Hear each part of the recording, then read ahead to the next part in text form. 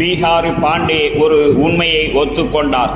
நான் பீகாரை சார்ந்தவன், என்னுடைய இல்லத்தில் நான் இந்தியில்தான் பேசுவேன், அது எனக்கு எவ்வளவு பயன்பட்டது தெரியுமா என்று பேசியிருக்கிறார். எனக்கு ஹிந்தி பேசுறதுக்கான சந்தர்ப்பம் அதிகமாக கிடைக்கல. நான் வீட்டில் எங்க அப்பா அம்மாட்ட தவிர வேற யார்ட்டையுமே ஹிந்தி பேசல, வெளியே பூரா தமிழ் தான் பேசுறேன். ஸோ என்னுடைய தமிழ் தான் ரொம்ப ஸ்ட்ராங்கானது ஹிந்தியை விட, இங்கிலீஷை விட.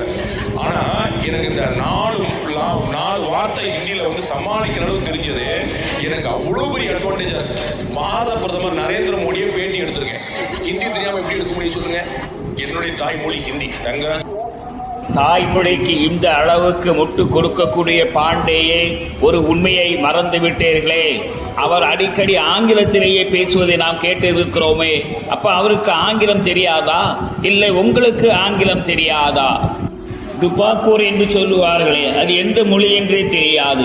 அப்படிப்பட்ட டுபாக்கூர் தானா அமெரிக்காவிலே போய் ஆங்கிலத்தை பேசுகிறார், வெளிநாடுகளிலே போய் ஆங்கிலத்தை பேசுகிறார்? அதுவெல்லாம் பிரதமருக்கு இந்தியை தவிர வேற எந்த மொழியுமே தெரியாது என்பதை நீங்கள் இப்போது உலகத்திற்கு பறைசாற்றி இருக்கிறீர்கள்.